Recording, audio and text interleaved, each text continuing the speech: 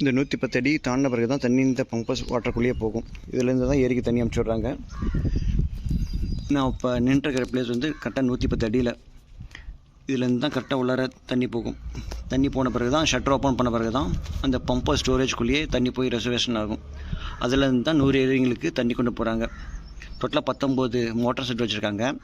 ஒரு இதில் 10 கனெக்ட் பண்ணியிருக்காங்க. இன்னொரு பைப் லைனில் 9 கனெக்ட் பண்ணியிருக்காங்க. இந்த 10 கனெக்ட் பண்ணியிருக்கேன்னு சொன்னாங்க.